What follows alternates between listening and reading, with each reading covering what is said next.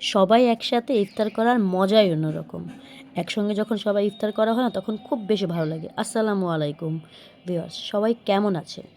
চলে গিয়েছিলাম সেদিন ফুড পান্ডার আয়োজিত একটা ইফতার পার্টিতে। সেখানে হচ্ছে আপনার ঢাকা শহরের বিভিন্ন নট ঢাকা মানে ঢাকা শহরের বিভিন্ন যতগুলো বড় বড় জায়গা আছে যেখান থেকে বেস্ট বেস্ট ইফতারগুলি আসে, তো ওরকম কিছু হাউস নিয়ে এখানে ইফতারের আয়োজন করা হয়েছিল। সিস্টেমটা ছিল আপনি ফুড পান্ডা থেকে ইফতারিটা সিলেক্ট করে নিয়ে পেমেন্ট করে নিতে হবে। তো যাই হোক, আমরা যেতে যেতে দেরি হয়ে গিয়েছিলো, ততক্ষণে দেখলাম যে অলরেডি বুকড হয়ে গেছে। যতগুলো সিট ছিল, প্রায় ৮০টার মতো সিট ছিল, মেবি সব বুকড।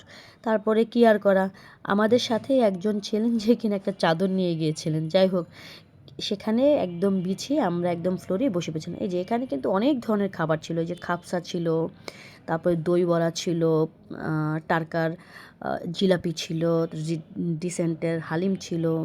তো যাই হোক, আমরা অনেকজন গিয়েছিলাম, যে যার মতো ইফতারি নিয়ে নিয়েছিলাম। আর এই দেখেন, সবাই দেখেন চেয়ারে বসে পড়েছে, আর কেউ কেউ হচ্ছে চেয়ারে জায়গাও রেখে দিয়েছিল। যাই হোক, কী আর করার, কিছু করার নেই, আমরা ফ্লোরেই বসে পড়েছিলাম এবং যে যার মতো, যে যার পছন্দ সে তার মতো ইফতারি নিয়ে, কিন্তু অল্প অল্প করে অনেক কিছু হয়ে গিয়েছিল ইফতারের আইটেমে। যেমন জিলাপি থেকে, লাচ্ছি থেকে, বিউটি লাচ্ছি থেকে শুরু করে টারকার জিলাপি, ডিসেন্টের হালিম, তারপরে হচ্ছে অন্থন, দই বড়া, অনেক ভ্যারাইটিস খাবার ছিল। যাই হোক, সব খেয়েছি এবং সাজাদকে জিজ্ঞেস করছিলাম তেহারিটা কেমন হয়েছে। এটা হাউস অফ তেহারির তেহারি ছিল, সরিষার তেলের ছিল যদিও।